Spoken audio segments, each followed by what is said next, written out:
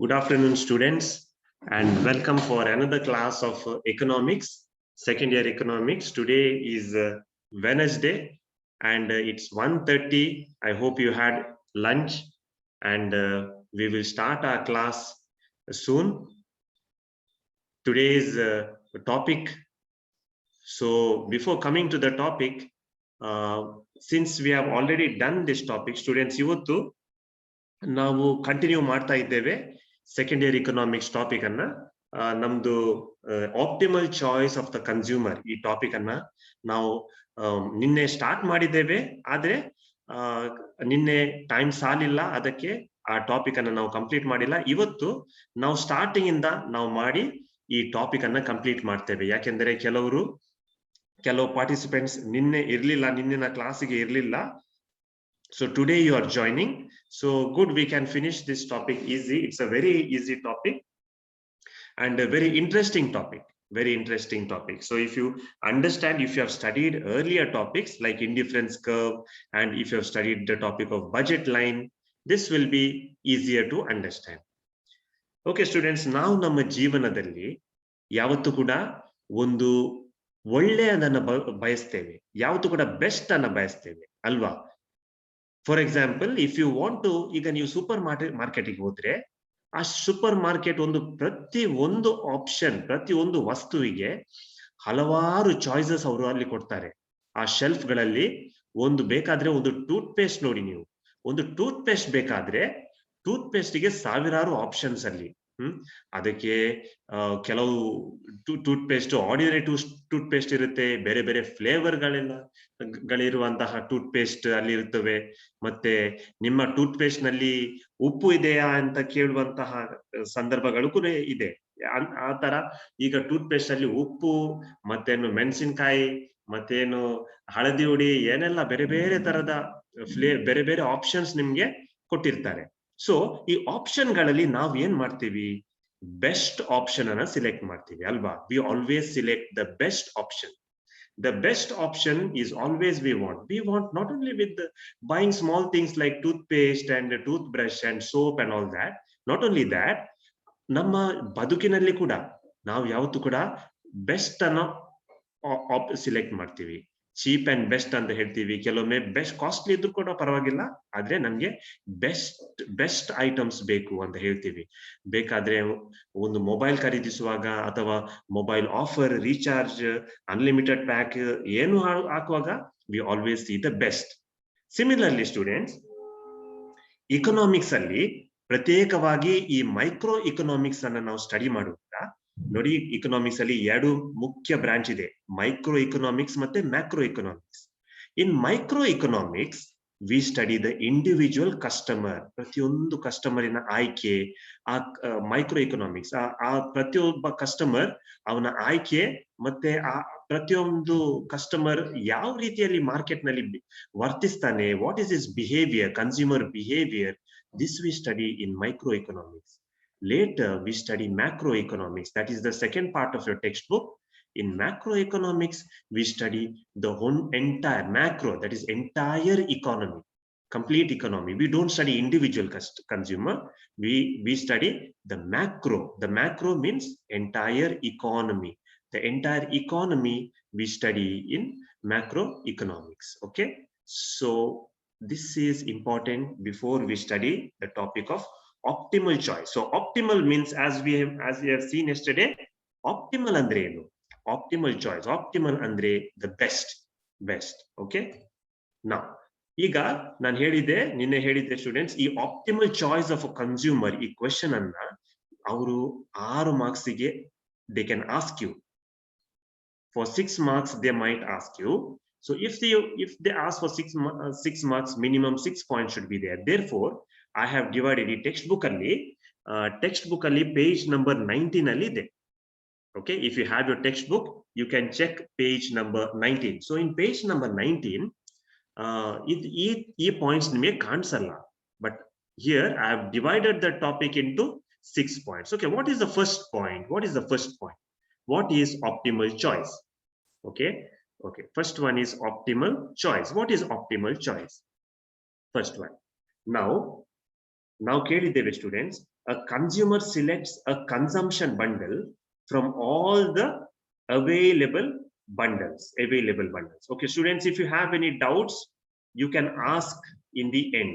Okay, some are raising hands, you can ask questions in the end. Okay, good. So we will have lot of time, so if you have any questions you write it somewhere, ನೀವು ಎಲ್ಲಿಯಾದರೂ ಬರ್ದಿಡಿ, ಬರ್ದಿಟ್ರೆ you will be able to understand well. Okay, somewhere, write somewhere if you have any questions. Okay, now optimal choice andre the best choice of a consumer means, okay, the consumer selects a consumption bundle from all the available bundles. Nodi, budget set anna ನಾವು ಕಲ್ತಿದ್ದೇವೆ, ಈ budget set ಅಲ್ಲಿ ಬೇರೆ ಬೇರೆ bundles ಇವೆ. ಈ budget set ಅಲ್ಲಿ, budget set that means all the combination of goods a consumer can buy. ಈ budget set ಅಲ್ಲಿ ಆ ಕನ್ಸ್ಯೂಮರ್ ಒಂದು ಕನ್ಸಂಪ್ಷನ್ ಬಂಡಲ್ ಅನ್ನ ಸಿಲೆಕ್ಟ್ ಮಾಡ್ತಾರೆ. ಕನ್ಸಂಪ್ಷನ್ ಬಂಡಲ್, ಕನ್ಸಂಪ್ಷನ್ ಅಂದ್ರೆ ಒಂದು ಆಯ್ಕೆ ಅವರು ಮಾಡ್ತಾರೆ. ಕನ್ಸಂಪ್ಷನ್ ಬಂಡಲ್ ಒಂದು ಆಯ್ಕೆ ಮಾಡ್ತಾರೆ. ನಾವು ಹೇಗೆ ಅವರು ಆಯ್ಕೆ ಮಾಡ್ತಾರೆ? Based on her or his taste and preferences. ಒಬ್ಬ ವ್ಯಕ್ತಿಯ ಆಸೆಯ ಪ್ರಕಾರ ಅವರ the consumer selects the consumption bundle based on his taste and preferences. Taste and preferences means taste ಅಂದ್ರೆ ರುಚಿ ಅಲ್ಲ, ಟೇಸ್ಟ್ ಅಂದ್ರೆ ಅವರ ಆಯ್ಕೆ. ಒಂದು ಟೇಸ್ಟ್ ಅಂಡ್ ಪ್ರಿಫರೆನ್ಸಸ್ ಅಂದ್ರೆ ಅವರ ಆಸೆ, ಅವರ ಬಯಕೆ, ಅದರ ಮೇಲೆ ಅವರು ಒಂದು ಕನ್ಸಂಪ್ಷನ್ ಬಂಡಲ್ ಅನ್ನ ಅವರು ಒಂದು ಕನ್ಸ್ಯೂಮರ್ ಸಿಲೆಕ್ಟ್ ಮಾಡ್ತಾರೆ. Now the optimal choice of the consumer is that bundle which gives the consumer maximum satisfaction. ಈ optimal choice ಅಂದ್ರೇನು? ಆ ಚಾಯ್ಸ್, ಯಾವ ಆಯ್ಕೆ, ಯಾವ ಬಂಡಲ್ ಒಂದು ಕನ್ಸ್ಯೂಮರಿಗೆ ಅತಿ ಹೆಚ್ಚು ತೃಪ್ತಿಯನ್ನು ಕೊಡುತ್ತದೆ, ಸ್ಯಾಟಿಸ್ಫ್ಯಾಕ್ಷನ್ ಅನ್ನು ಕೊಡ್ತಾ ಇದೆ, ಅದು that is called as optimal choice. Okay students, so here an important, in this slide an important word is taste and preferences. Then this word maximum satisfaction, this is also a very important word, kindly note that. Then we'll move to the next there adralli second point, that is indifference curve and budget line. ಈ indifference curve ಮತ್ತೆ budget line ನಾವು ಯಾಕೆ ಕಲಿತಾ ಇದ್ದೀವಿ? ಯಾಕೆ ಅಂದ್ರೆ ನೋಡಿ students, ಈ ಒಂದು topic optimal choice of consumer ಅಲ್ಲಿ ಎರಡು ಕಾನ್ಸೆಪ್ಟ್ ಅನ್ನ ನಾವು ಕಂಬೈನ್ ಮಾಡ್ತೀವಿ. ಅದು ಯಾವ್ದಂದ್ರೆ indifference curve and second one budget line. So ಈ ಎರಡು ಕಾನ್ಸೆಪ್ಟ್ ಅನ್ನ ನಾವು ಈ ಟಾಪಿಕ್ ಅಲ್ಲಿ ಕವರ್ ಮಾಡ್ತೀವಿ. ಸೊ ಇಂಡಿಫರೆನ್ಸ್ ಕರ್ವ್ ಅಂದ್ರೆ ಏನು? ನಾವು ಮೊದಲೇ ಕಲ್ತಿದ್ದೇವೆ. Indifference curve is the choice and the priority of the consumer. ಅಂದ್ರೆ indifference curve studies the choice and the priority of the consumer. ಒಂದು ಕನ್ಸ್ಯೂಮರಿನ ಆಯ್ಕೆ ಏನಿದೆ, ಒಂದು ಕನ್ಸ್ಯೂಮರ್ ಯಾವ ಗೂಡ್ಸ್ ಅನ್ನ ಆಯ್ಕೆ ಮಾಡ್ತಾರೆ. ಫಾರ್ ಎಕ್ಸಾಂಪಲ್, ಈಗ ನಾನೇ ಅದು ಟೂತ್ ಪೇಸ್ಟ್ ಇನ್ ಎಕ್ಸಾಂಪಲ್ ಕೊಟ್ಟಿದ್ದೆ. ಆ ಟೂತ್ ಪೇಸ್ಟ್ ಎಕ್ಸಾಂಪಲ್ ಅಲ್ಲಿ ನೋಡಿ, ಬೇರೆ ಬೇರೆ ತರದ ಟೂತ್ ಪೇಸ್ಟ್ ಇದೆ. Toothpaste 1, 2, 3, 4, 5. ಈ 5 ಅಲ್ಲಿ take for example, you select toothpaste number 3. ಈ ಟೂತ್ ಪೇಸ್ಟ್ ನಂಬರ್ 3 ಅನ್ನ ಯಾಕೆ ನೀವು ಸಿಲೆಕ್ಟ್ ಮಾಡಿದ್ರಿ ಎಂಬುದನ್ನ ಇಂಡಿಫರೆನ್ಸ್ ಕರ್ವ್ ಸ್ಟಡಿ ಮಾಡ್ತಾ ಇದೆ. ಓಕೆ, ಯಾಕೆ ಅದಕ್ಕೆ ಈ ಮೂರನೇ ಆಯ್ಕೆಯನ್ನ ಮಾಡುವುದು ಅದಕ್ಕೆ ಚಾಯ್ಸ್ ಅಂತ ಹೇಳ್ತಾರೆ. ಮಾತ್ರವಲ್ಲ, ಅದನ್ನ ಪ್ರಯಾರಿಟಿ ಅಂತ ಹೇಳ್ತಾರೆ. Priority, importance, importance. So why do you give priority? So the priority of a goods is studied by indifference curve. Okay, is this clear? So indifference curve studies the choice and the priority of the consumer. ಅದೇ ರೀತಿಯಲ್ಲಿ ನಾವು second point, budget line. Budget line ಏನನ್ನ ಕಲಿತಾ ಇದೆ, ಏನು, what do we study in the budget line? Now the budget line shows how much amount that the consumer is able to pay. ಈಗ ನಮ್ಗೆ ಗೊತ್ತಿದೆ ಬಜೆಟ್ ಲೈನ್ ಹೀಗಿದೆ. ಈ budget line ಅನ್ನ ಇದು ಇನ್ಕಮ್ ಲೈನ್ ಅಂತ ಹೇಳ್ತೇವೆ. ಇದು ಇನ್ಕಮ್ ಲೈನ್ ಅಂದ್ರೆ ಒಂದು ಕನ್ಸ್ಯೂಮರಿನ ಇನ್ಕಮ್, ವರ್ಷಕ್ಕೆ ಆದಾಯ 1 ಲಕ್ಷ ಆದ್ರೆ ಈ 1 ಲಕ್ಷ ಮಾತ್ರ, 1 ಲಕ್ಷ ವ್ಯಾಲ್ಯೂವಿನ ಗೂಡ್ಸ್ ಮಾತ್ರ ಅವ್ರು ಪರ್ಚೇಸ್ ಮಾಡಬಹುದು. ಅಂದ್ರೆ ಇಷ್ಟೇ ಮ್ಯಾಕ್ಸಿಮಮ್ ಪರ್ಚೇಸ್ ಮಾಡಬಹುದು. ಸಾಲ ಮಾಡಿ ಬೇಕಾದ್ರೆ ಬೇರೆ ಗೂಡ್ಸ್ ಕೂಡ ಪರ್ಚೇಸ್ ಮಾಡಬಹುದು, ಆದ್ರೆ ಸಾಲ ಇಲ್ಲಿ ಮುಖ್ಯ ಅಲ್ಲ, ಇಲ್ಲಿ ಇನ್ಕಮ್ ನಾವು ಸ್ಟಡಿ ಮಾಡ್ತಾ ಇದ್ದೇವೆ, ಇನ್ಕಮ್. ಸೊ ಒಬ್ಬ ಕನ್ಸ್ಯೂಮರ್ ಇನ್ಕಮ್ 1 lakh ಇದ್ರೆ ಅದು ಬಜೆಟ್ ಲೈನ್ ತೋರಿಸ್ತಾ ಇದೆ. ಇದು ಹೆಜ್ಜೆ ಅಲ್ಲ, ಇದು ರೇಖೆ, ಗಡಿ ರೇಖೆ. ಈ ರೇಖೆಗಿಂತ ಜಾಸ್ತಿ ಬಜೆಟ್ ಹೋಗ್ಲಿಕ್ಕೆ ಆಗಲ್ಲ. ನಮ್ದು ಬಜೆಟ್ ಇಷ್ಟೇ ಇರುವುದು, ಇಷ್ಟು ಹೋಗ್ಲಿಕ್ಕೆ ಆಗಲ್ಲ, 1 lakh. So budget line shows the amount that a consumer is able to pay. Now in the optimal choice we combine these two concepts, ಅಂದ್ರೆ indifference curve ಮತ್ತೆ ಬಜೆಟ್ ಲೈನ್, ಈ ಎರಡು ಕಾನ್ಸೆಪ್ಟ್ ಅನ್ನ ಕಂಬೈನ್ ಮಾಡಿ ನಾವು ಈ optimal choice of consumer topic ಅನ್ನ ಕಲಿತಾ ಇದ್ದೇವೆ. Okay, is it clear? So we will move to the next slide. Okay, ಈ ಥಿಯರಿಗೆ ಕೆಲವು ಅಸಂಪ್ಷನ್ಸ್ ಇದೆ, ಅಂದ್ರೆ ಕೆಲವು ಕಂಡೀಷನ್ಸ್ ಗಳಿವೆ, ಕೆಲವು ಅಸಂಪ್ಷನ್ಸ್. ನಾವು ಇದು ಸತ್ಯ ಎಂದು ಭಾವಿಸ್ತೇವೆ. ಓಕೆ, ಅಸಂಪ್ಷನ್ಸ್ ಇದು ಸರಿ ಇರಬೇಕು. ಏನಂದ್ರೆ ಫಸ್ಟ್ ಅಸಂಪ್ಷನ್ ಅಂದ್ರೆ ಕಂಡೀಷನ್ಸ್. ಒಂದು ಕಂಡೀಷನ್ ಏನಂದ್ರೆ income of the consumer should be fixed. Okay, income of the consumer. Second one, ನಾವು ಮೂರನೇ ನೋಡ್ತೀವಿ. First income. Okay, next one, price of the goods and services are constant. Constant ಅಂದ್ರೆ same, fixed. Okay, constant ಎಂಬ ಪದ ಕಷ್ಟ ಆದ್ರೆ fixed ಅಂತ ಬರೆಯಿರಿ. Okay, so income of the consumer should be fixed and prices of the goods should be fixed. Prices ಅಂದ್ರೆ ಬೆಲೆ. Okay, ಬೆಲೆ ಒಂದು ವಸ್ತುವಿನ ಗೂಡ್ಸ್ ವ್ಯಾಲ್ಯೂ, ಅದರ ಬೆಲೆ ಫಿಕ್ಸ್ಡ್ ಆಗಿರ್ಬೇಕು. ನಾವು ಈಗ ನೋಡಿ ಯಾಕೆ ಇದು ಫಿಕ್ಸ್ಡ್ ಆಗ್ಬೇಕು, ಯಾಕೆಂದ್ರೆ ನೋಡಿ ನಾನು ಬಜೆಟ್ ಲೈನ್ ಅಂತ ಹೇಳಿದ್ದೇನೆ. ಬಜೆಟ್ ಲೈನ್ ಅಂದ್ರೆ ಇನ್ಕಮ್ ಲೈನ್, ಅದು 1 ಲಕ್ಷ ಇನ್ಕಮ್. ಈಗ ಇನ್ಕಮ್ ನಾವು ಚೇಂಜ್ ಆದ್ರೆ ಬಜೆಟ್ ಲೈನ್ ಕೂಡ ಚೇಂಜ್ ಆಗುತ್ತೆ ಅಲ್ವಾ? 1 ಲಕ್ಷ ಇನ್ಕಮ್ ಆದ್ರೆ ಈಗ ಸಡನ್ಲಿ ಇನ್ಕಮ್ ಚೇಂಜ್ ಆಗುತ್ತೆ, 1,20,000 ಆಗುತ್ತೆ. ಆ ತರ ಇದ್ರೆ ಈ ಬಜೆಟ್ ಲೈನ್ ಕೂಡ ಚೇಂಜ್ ಆಗುತ್ತೆ ಅಲ್ವಾ? So that's why income should be fixed. ಮತ್ತೆ ಈ ಬಜೆಟ್ ಲೈನ್ ಕೂಡ ಪ್ರೈಸ್ ಚೇಂಜ್ ಆದ್ರೆ ನೋಡಿ, ಪ್ರೈಸ್ ಚೇಂಜ್ ಆದ್ರೆ ಕೂಡ ಅದು ಬಜೆಟ್ ಲೈನ್ ಚೇಂಜ್ ಆಗ್ತದೆ. ಆದ ಕಾರಣ ಈ ಪ್ರೈಸ್ ಕೂಡ ಫಿಕ್ಸ್ಡ್ ಆಗಿರ್ಬೇಕು. ಎರಡನೇ assumption. Okay, that is 2 assumption. I have explained 1 and 3. Okay, is it clear? Now we will go to point number 2. Okay, now idu artha madi. Consumer is rational ಅಂದ್ರೆ ಅವನಿಗೆ ಆ ಕನ್ಸ್ಯೂಮರ್ ಸ್ವಲ್ಪ ತಲೆಯನ್ನ use ಮಾಡ್ಬೇಕಂತ, ಅಂದ್ರೆ ಸ್ವಲ್ಪ ಮೆದುಳು ಯೂಸ್ ಮಾಡ್ಬೇಕಂತ ಅರ್ಥ ರ್ಯಾಷನಲ್ ಅಂದ್ರೆ. ಸೊ ರ್ಯಾಷನಲ್ ಅಂದ್ರೆ ಕೇವಲ ಮೆದುಳು ಯೂಸ್ ಮಾಡುವಂತದ್ದಲ್ಲ. ರ್ಯಾಷನಲ್ ಅಂದ್ರೆ ಕನ್ಸ್ಯೂಮರ್ ಈಸ್ ರ್ಯಾಷನಲ್ ಅಂದ್ರೆ ಪ್ರತಿಯೊಂದು ಕನ್ಸ್ಯೂಮರ್ ಏನ್ ಮಾಡ್ತಾರೆ, they should maximise his or her satisfaction, ಅಂದ್ರೆ ಅವರ ತೃಪ್ತಿಯನ್ನ ಹೆಚ್ಚಿಸಲು ಅವರು ಪ್ರಯತ್ನಿಸಬೇಕು. ಅದಕ್ಕೆ ರ್ಯಾಷನಲ್ ಅಂತ ಹೇಳ್ತೇವೆ. ಅ consumer who ಮ್ಯಾಕ್ಸಿಮೈಸಸ್ his or her satisfaction is called as a rational consumer. Okay, ಅದು ಎರಡನೇ ಪಾಯಿಂಟ್. ಮತ್ತೆ ನಾಲ್ಕನೇ ಪಾಯಿಂಟ್ ಲಾಸ್ಟಿಗೆ, consumer is aware of the indifference map. Indifference map ನಾವು ಕಳೆದ ಕ್ಲಾಸ್ ಅಲ್ಲಿ ಕೂಡ ಮಾಡಿದ್ದೇವೆ. ಅದು ಇಂಡಿಫರೆನ್ಸ್ ಮ್ಯಾಪ್, ಯಾರು ಕ್ಲಾಸ್ ಅಟೆಂಡ್ ಆಗಿದಾರ ಇದು ಇಂಡಿಫರೆನ್ಸ್ ಮ್ಯಾಪ್ ನಿಮ್ಗೆ ನೆನಪಿರ್ತದೆ ನೋಡಿ. ಇಂಡಿಫರೆನ್ಸ್ ಕರ್ವ್ ಇನ್ನ ಒಂದು ಮ್ಯಾಪ್ ನಾವು ಮಾಡಿದ್ದೇವೆ ಅಲ್ವಾ? ಈ ತರ 3 ಮ್ಯಾಪ್ ಮಾಡಿದ್ದೇವೆ, 3 ಅಥವಾ ಜಾಸ್ತಿ ಕೂಡ ಇಂಡಿಫರೆನ್ಸ್ ಕರ್ವ್ ಇತ್ತು. ಮತ್ತೆ ಇದರಲ್ಲಿ ನಾವು ಹೇಳಿದ್ದೇವೆ ಈ 4ನೇ ಕರ್ವ್ ಇದೆಯಲ್ಲ, ರೈಟ್ ಸೈಡ್ ಅಲ್ಲಿ ಯಾವ ಕರ್ವ್ ಇದೆ ನೋಡಿ, ಇದು ಮ್ಯಾಕ್ಸಿಮಮ್ ಸ್ಯಾಟಿಸ್ಫ್ಯಾಕ್ಷನ್ ಕೊಡ್ತಾ ಇದೆ. ಇದು ಸೆಕೆಂಡ್ ಮ್ಯಾಕ್ಸಿಮಮ್, ಇದು ಥರ್ಡ್ ಮ್ಯಾಕ್ಸಿಮಮ್, ಇದು ಫೋರ್ತ್ ಮ್ಯಾಕ್ಸಿಮಮ್. ಅಂದ್ರೆ ಮ್ಯಾಕ್ಸಿಮಮ್ ಸ್ಯಾಟಿಸ್ಫ್ಯಾಕ್ಷನ್ ಕೊಡುವಂತ ಇಂಡಿಫರೆನ್ಸ್ ಕರ್ವ್ ರೈಟ್ ಸೈಡ್ ಅಲ್ಲಿ ಇರುವಂತ ಕರ್ವ್. ಅತಿ ಹೆಚ್ಚು ತೃಪ್ತಿಯನ್ನು ಕೊಡುವಂತಹ ಇಂಡಿಫರೆನ್ಸ್ ಕರ್ವ್ ಇದು ರೈಟ್ ಸೈಡ್ ಅಲ್ಲಿ ಇರುವಂತಹ indifference curve. So indifference map ಅವರಿಗೆ ಗೊತ್ತಿರಬೇಕು. ಇದಕ್ಕೆ ಈ ಮ್ಯಾಪಿಗೆ ಇಂಡಿಫರೆನ್ಸ್ ಮ್ಯಾಪ್ ಅಂತ ಹೇಳ್ತಾರೆ. ಓಕೆ, ಇದಕ್ಕೆ ಇಂಡಿಫರೆನ್ಸ್ ಮ್ಯಾಪ್ ಅಂತ ಹೇಳ್ತಾರೆ. Is it okay? So these 4 conditions ಇದ್ರೆ ಮಾತ್ರ ಈ ಥಿಯರಿ, ಇದು optimal choice of a consumer theory, ಅದು ಅಪ್ಲೈ ಆಗ್ತದೆ. Okay, next slide. ನಾವು ಈಗ 3 ಪಾಯಿಂಟ್ ಆಯ್ತು. 6 ಪಾಯಿಂಟ್ ಅಲ್ಲಿ 4ನೇ ಪಾಯಿಂಟ್ ಲೊಕೇಶನ್. ಈಗ ಈ ಆಪ್ಟಿಮಲ್ ಚಾಯ್ಸ್ ಎಂಬ ಲೊಕೇಶನ್ ಇದೆ ನೋಡಿ, ಆಪ್ಟಿಮಲ್ ಚಾಯ್ಸ್ ನೋಡಿ.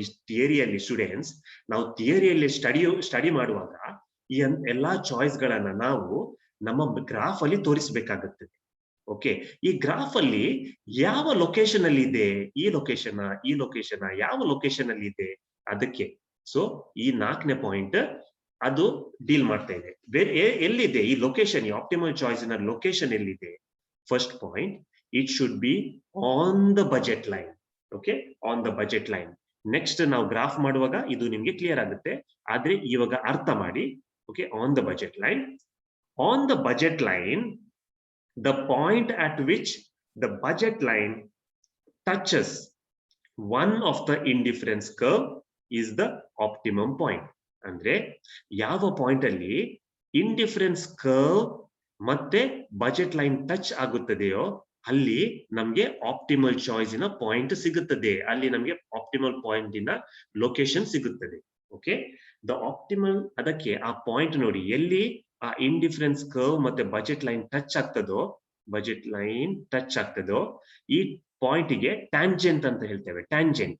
So the optimal bundle is located on the budget line at the point where the budget line is tangent. ಈ ಟ್ಯಾಂಜೆಂಟ್ ಎಂಬ ಪದ ಅರ್ಥ ಆಗ್ಲಿಲ್ಲ ಆದ್ರೆ ಈ ಅರ್ಥ ನೋಡಿ, touches and indifference curve. Bracket ಅಲ್ಲಿ ನಾನು ಟಚಸ್ ಅಂತ ಹೇಳಿದ್ದೇನೆ, ಅದು ನಿಮ್ಗೆ ಅರ್ಥ ಮಾಡ್ಲಿಕ್ಕೆ.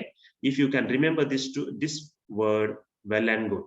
Okay, the optimal bundle is located on the budget line at the point where the budget line is tangent to an indifference curve.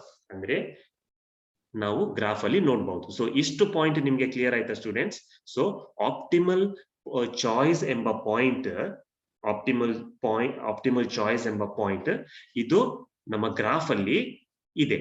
ಅಲ್ಲಿ ಯಾವ ಕಡೆಯಲ್ಲಿ ಎಲ್ಲಿ ಬಜೆಟ್ ಲೈನ್ ಮತ್ತೆ ಇಂಡಿಫರೆನ್ಸ್ ಕರ್ವ್ ಟಚ್ ಆಗುತ್ತದೋ ಆ ಪಾಯಿಂಟ್ ಅಲ್ಲಿ ಅದಿದೆ. ಅದು ಎಲ್ಲಿ ಅಂದು ನಾವು ನೆಕ್ಸ್ಟ್ ಗ್ರಾಫ್ ಅಲ್ಲಿ ಕಲಿಯೋಣ. Okay, so this is the diagram students that you have to remember. Students, this diagram I have taken from the textbook. Okay, I have taken it from the textbook. But ಈ diagram ನಲ್ಲಿ ಎಲ್ಲಾ points ಇಲ್ಲ, ಎಲ್ಲಿ all the things are not written. So this is given in the textbook. This is what is given.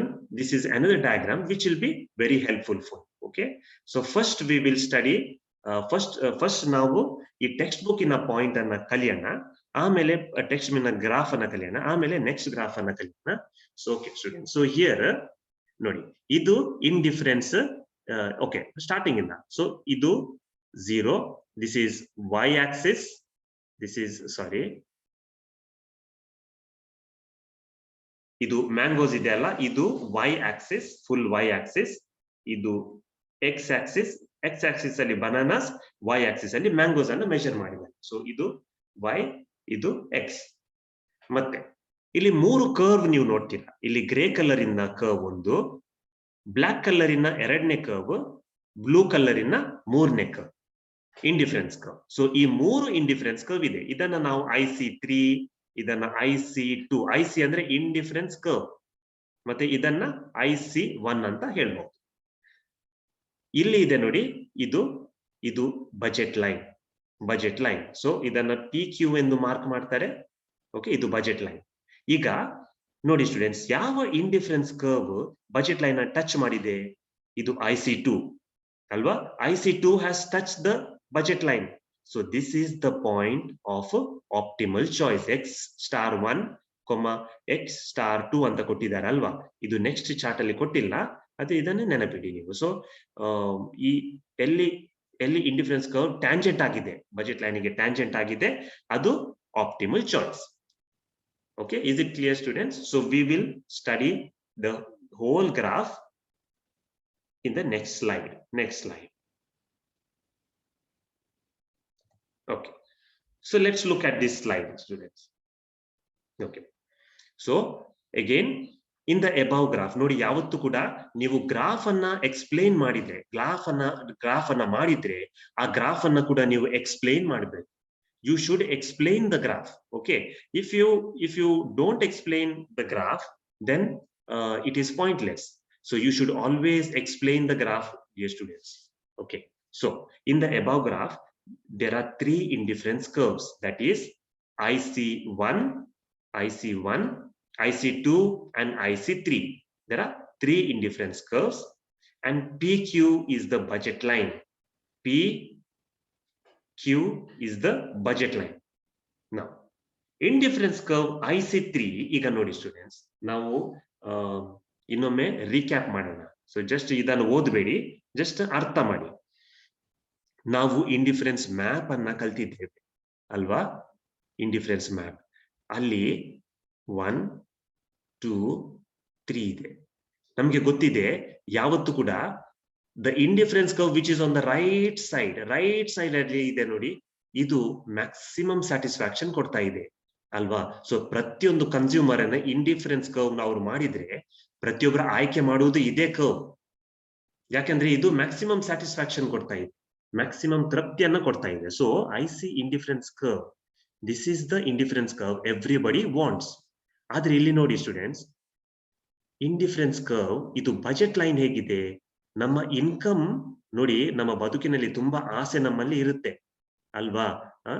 ಆದ್ರೆ ಬಯಸಿದ್ದೆಲ್ಲ ಸಿಗದು ಬಾಳಲ್ಲಿ ಅಲ್ವಾ? ಎಲ್ಲ ಬಯಸಿದ್ದೆಲ್ಲ ನಿಮ್ಗೆ ಬಾಳಲ್ಲಿ ಸಿಗುವುದಿಲ್ಲ.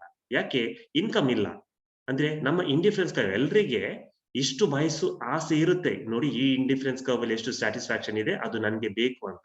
ಆದ್ರೆ ನಮ್ಮಲ್ಲಿ ಇನ್ಕಮ್ ಇರುವುದು ಇಷ್ಟೇ, PQ ಬಜೆಟ್, ನಮ್ಮ ಬಜೆಟ್ ಇಷ್ಟೇ, ಜಾಸ್ತಿ ಇಲ್ಲ. ಹಾಗಿರುವಾಗ ಈ ಇಂಡಿಫರೆನ್ಸ್ ಕರ್ವ್ ನಮಗೆ ಸಾಧ್ಯ ಇಲ್ಲ, ಆ ಕನ್ಸ್ಯೂಮರಿಗೆ ಸಾಧ್ಯ ಇಲ್ಲ.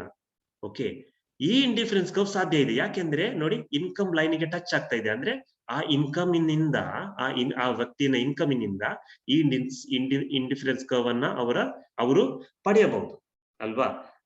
ಸೊ ಈ indifference curve is possible. See here, that is what is explained here, students. Just see, indifference curve IC3 is not available to the consumer. By because it is above the budget line, above the income. ಅವನ income 1 lakh ಇದ್ರು ಈ indifference curve ಅನ್ನು achieve ಮಾಡ್ಬೇಕಾದ್ರೆ 1,50,000 income ಬೇಕು. So it is ಆಸೆ ಇದೆ, ಆದ್ರೆ ಬಯಸಿದ್ದೆಲ್ಲ ಸಿಗದು ಬಾಳಲ್ಲಿ, ಈ ಒಂದು ಸಾಧ್ಯ, ಈ ತರ ಆಗಿದೆ ಇಲ್ಲಿ. ಸೊ ಇಂಡಿಫರೆನ್ಸ್ ಕರ್ವ್ ಅಲ್ಲಿ ಬಯಸಿದ್ದು ಸಿಗಲ್ಲ, ಆದ್ರೆ ಇದು ಇಂಡಿಫರೆನ್ಸ್ ಕರ್ವ್. ಓಕೆ, ಇದು ಎರಡನೇ ಬೇಡ ಸ್ಟೂಡೆಂಟ್ಸ್, ಎರಡನೇ ಬೇಡ.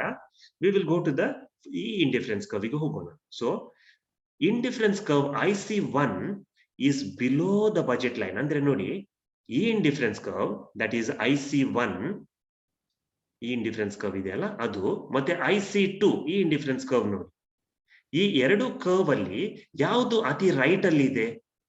Which is on the very right? Can you answer? Can you put your answer in the chat box? Among the two indifference curve, IC1 and IC2, which is to the right? Which is on the right side? Can you put in the chat box? Very good, Suhail. Yes, Suhail is answering. Which is on the right?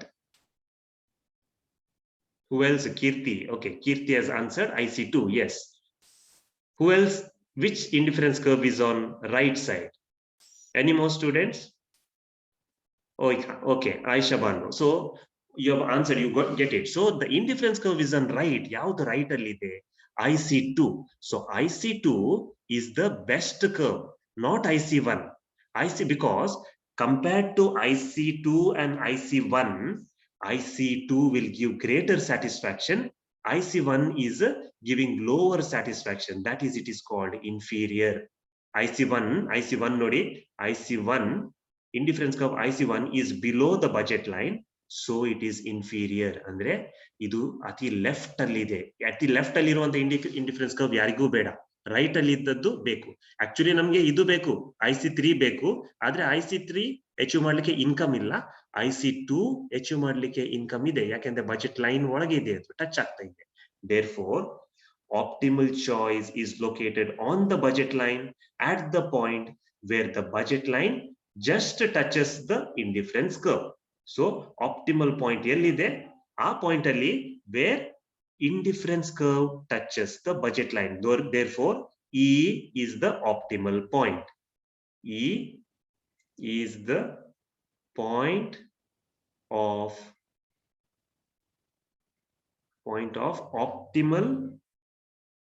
optimal choice. Okay, idu artha aita students? Optimal choice, where the consumer will get maximum satisfaction with his income or with his or her income.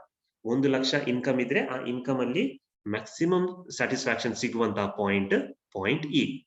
Okay, so is this clear? You can read and you can answer. You can read and you can answer. Just read this whole points 1, 2, 3, 4. ಈ 4 point ಅನ್ನ ಈ 3 point ಅನ್ನ ಓದ್ರಿ. Just read these 4 points. If you have understood, well and good. If you have not understood, later in the chat you can ask me the questions.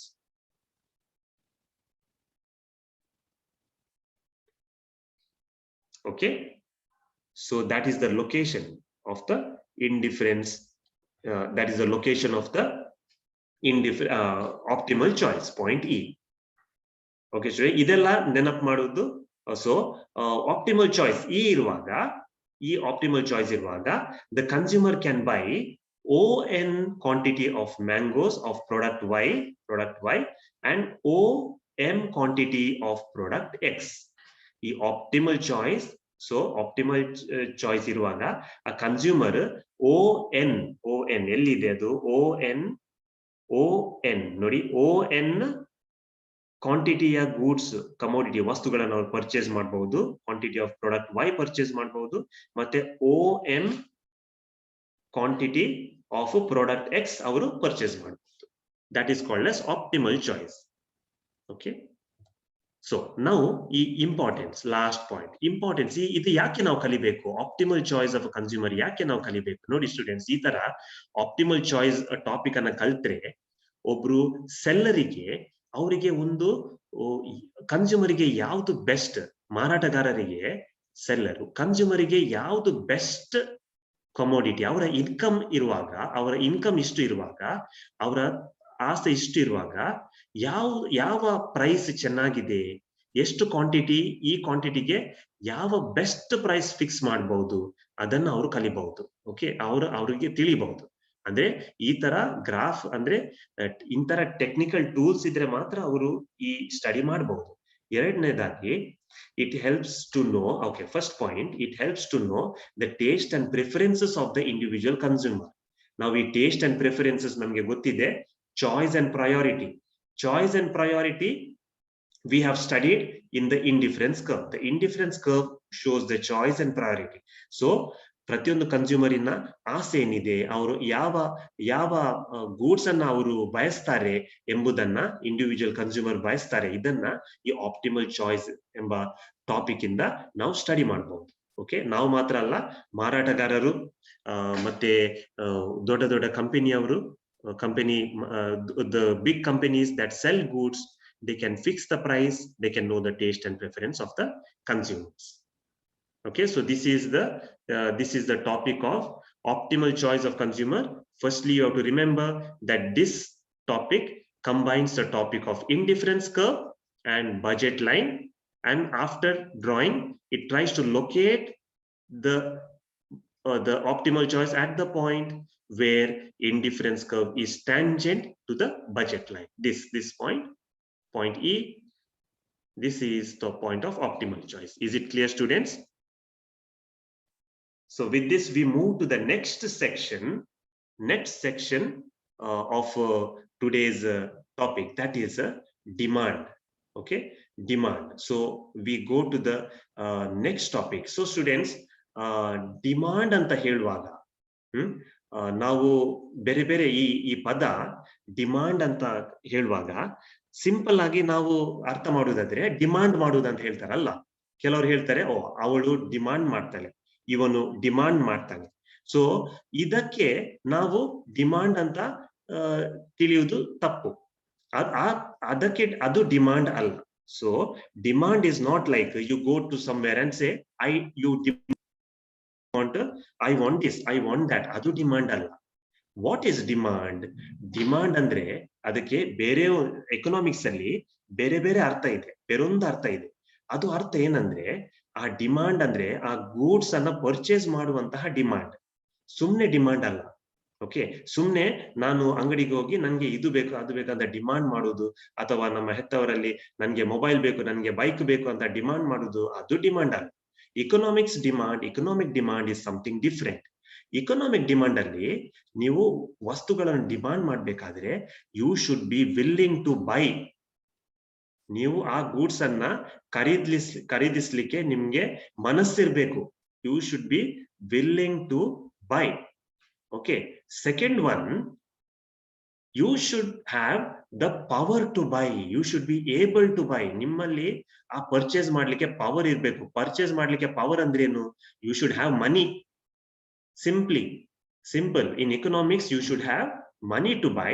You should be willing to buy at a particular price. ಆ goods ಗೆ ಒಂದು ಬೆಲೆ ಇದೆ ಅಲ್ವಾ? ಒಂದು goods ಗೆ ಬೆಲೆ ಇದೆ. ಫಾರ್ ಎಕ್ಸಾಂಪಲ್, ಒಂದು ಮೊಬೈಲ್ ಫೋನಿಗೆ 9,000 ರೂಪಾಯಿ ಇದ್ರೆ, ಓಕೆ, ಎಲ್ರಿಗೂ ಆಸೆ ಇರುತ್ತೆ ಮೊಬೈಲ್ ಪರ್ಚೇಸ್ ಮಾಡ್ಬೇಕಂತ. ಆದ್ರೆ ನಿಮ್ಮಲ್ಲಿ ಮನಿ ಇರಬೇಕು. You should have money. You should have purchasing power. Secondly, you should be willing to buy. Only then it becomes demand. Otherwise it is not demand. Okay, so let us learn the simple explanation of demand. Demand ಅಂದ್ರೆ ಏನು? ಇದರ simple ಅರ್ಥ ಹೀಗಿದೆ ನೋಡಿ. ಈ ಒಂದು ಚಿತ್ರ ಹಾಕಿದ್ದೇನೆ. So demand, what is demand? Demand is that quantity of a commodity. Quantity ಅಂದ್ರೆ ಎಷ್ಟು ಸಂಖ್ಯೆ ಅಲ್ಲ, quantity 1 2 3 4 anything. Quantity of a commodity which the consumer is willing to buy and the consumer is able to buy. Able, English ಇದು ನಿಮ್ಮ text book ಅಲ್ಲಿ afford ಅಂತ ಪದ ಕೊಟ್ಟಿದ್ದಾರೆ. is effort to buy. Afford ಅಂದ್ರೆ ನೀವು ನಿಮ್ಮಲ್ಲಿ ಕಾಸಿರ್ಬೇಕು. Afford to buy at the given prices and taste and preferences of the customer. ಈಗ ನಿಮ್ಗೆ ಸದ್ಯಕ್ಕೆ ಟೇಸ್ಟ್ ಅಂಡ್ ಪ್ರಿಫರೆನ್ಸಸ್ ಏನಂತ ಗೊತ್ತಿದೆ. ನಿಮ್ಮ ಸಿಲೆಕ್ಷನ್, ನಿಮ್ಮ ಚಾಯ್ಸ್, ನಿಮ್ಮ ಆಯ್ಕೆ. ನಿಮ್ಗೆ ಅಂದ್ರೆ ಡಿಮಾಂಡ್ ಅಂದ್ರೆ is that quantity of goods. The demand means the quantity of goods which the consumer is willing to buy and is able to buy, okay, at the given prices. ಆ ಬೆಲೆಗೆ, ಆ ಕೊಟ್ಟ ಬೆಲೆಗೆ at given prices and the taste and preferences of the consumer. ಅಂದ್ರೆ provided and consumer's taste and preferences provided ನಿಮ್ಗೆ ಆ ವಸ್ತುವಿನ ಆಯ್ಕೆ, ನಿಮ್ಗೆ ಆ ವಸ್ತು ನಿಮ್ಗೆ ಬೇಕು. ಓಕೆ, ನಿಮ್ಗೆ ಬೇಕು, ನಿಮ್ಮ ಆ ವಸ್ತು ನಿಮ್ಮ ಟೇಸ್ಟ್ ಅಂಡ್ ಪ್ರಿಫರೆನ್ಸಸ್ಗೆ ತಕ್ಕದಾಗಿದೆ. ಓಕೆ, ನಿಮ್ಮ ಆಸೆಗೆ ತಕ್ಕದಾಗಿದೆ. So these 5 points you remember: quantity, willing, able, prices, taste and preferences. Okay, 5 point. ಇದಕ್ಕೆ ಇವಾಗ ಮಾತ್ರ ಇದು ಡಿಮಾಂಡ್ ಆಗುತ್ತೆ. Okay, so we will move to the ಈ ಡಿಮಾಂಡ್. ಇದಕ್ಕೆ 3 ಫ್ಯಾಕ್ಟರ್ಸ್ ಇದೆ. 3 ಫ್ಯಾಕ್ಟರ್ಸ್ ಆಲ್ರೆಡಿ ನಾವು ವಿ ಆಲ್ರೆಡಿ ನೋ. 4 ಕಾರಣಗಳು, 4 ಕಂಡೀಷನ್ಸ್. ಒಂದು ಡಿಮಾಂಡ್ ಸಾಧ್ಯವಾಗಬೇಕಾದ್ರೆ ಯಾವುದೆಲ್ಲ ಮುಖ್ಯ ವಿಷಯಗಳು ಇರಬೇಕು? ಒಂದು, ಪ್ರೈಸ್ ಆಫ್ ಗೂಡ್ಸ್. ಅಂದ್ರೆ ಆ ಗೂಡ್ಸ್ ಅನ್ನ ಡಿಮಾಂಡ್ ಮಾಡ್ಬೇಕಾದ್ರೆ ಫಸ್ಟ್ ಅದರ ಪ್ರೈಸ್ ನೋಡ್ಬೇಕು ಅಲ್ವಾ? ಈಗ ನಾವು ಮಾರ್ಗದಲ್ಲಿ ಹೋಗುವಾಗ ಅಲ್ಲಿ ಮರ್ಸಿಡೀಸ್ ಬೆನ್ಸ್ ಗಾಡಿ ಶೋರೂಮ್ ಅಲ್ಲಿ ಮರ್ಸಿಡೀಸ್ ಬೆನ್ಸ್ ಗಾಡಿ ಅಲ್ಲಿ ಡಿಸ್ಪ್ಲೇ ಮಾಡಿರ್ತಾರೆ. ಅಥವಾ ಒಂದು ದೊಡ್ಡ ಬೈಕ್ ಅಲ್ಲಿ ರಾಯಲ್ ಎನ್ಫೀಲ್ಡ್ ಬೈಕ್ ಡಿಸ್ಪ್ಲೇ ಮಾಡಿರ್ತಾರೆ.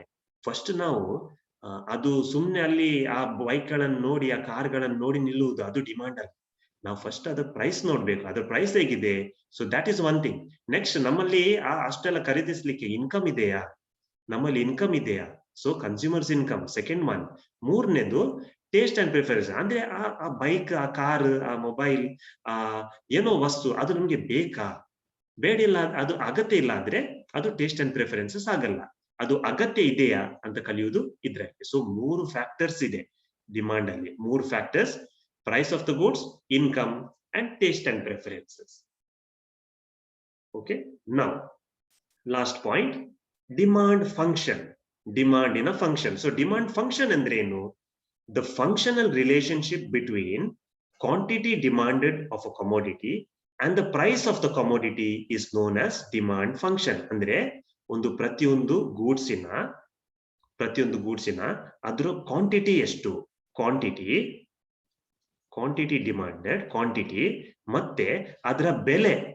ಕ್ವಾಂಟಿಟಿ ಅಂದ್ರೆ ವಸ್ತುವಿನ ಸಂಖ್ಯೆ ಎಷ್ಟು. ಫಾರ್ ಎಕ್ಸಾಂಪಲ್, ನಮ್ಮ ಮ್ಯಾಂಗೋಸ್ ಅಂದ್ರೆ 10 ಮ್ಯಾಂಗೋಸ್, ಅದರ ಪ್ರೈಸ್ ಎಷ್ಟು?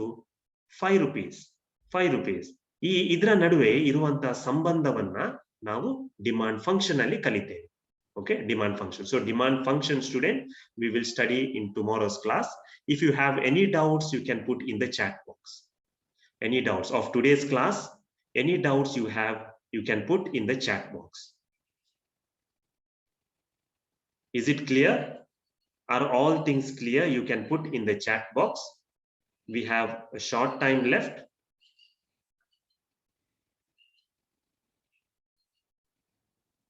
We will almost end the topic, but this is a time for you to ask any questions, students. Any doubts you have? We have studied about demand function. We have studied in this topic of optimal choice. Do you have any doubts? Any doubts you can ask. Any doubts? ಅರ್ಥ ಆಯ್ತಾ? ಯಾವುದೇ doubts ಇಲ್ಲ ಅಂದ್ರೆ ಅರ್ಥ ಆಯ್ತೆಂದ ಅರ್ಥ. ಕೆಲವರಿಗೆ ಏನು ಅರ್ಥ ಆಗುದಿಲ್ಲ ಆದ್ರೂ ಕೂಡ ಕೆಲವೊಮ್ಮೆ ಡೌಟ್ಸ್ ಇರಬಹುದು. You can ask any doubts. Okay, we finished the topic of optimal choice. We next demand ಅನ್ನ ನಾವು ಓದ್ತಾ ಇದ್ದೇವೆ. ನಾಳೆ ಡಿಮಾಂಡ್ ಫಂಕ್ಷನ್, ಡಿಮಾಂಡ್ ಕರ್ವ್ ಅದೆಲ್ಲ ನಾವು ನಾಳೆ ಕಲಿಯೋಣ. ಆದ್ರೆ ಇಷ್ಟುವರೆಗೆ ಏನಾದ್ರೂ ಡೌಟ್ ಇದ್ರೆ you can always ask. I will clarify it here now.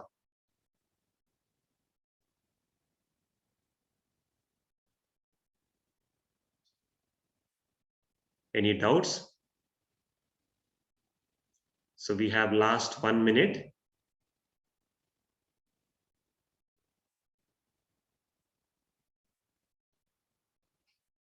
Okay, students. I hope things are clear.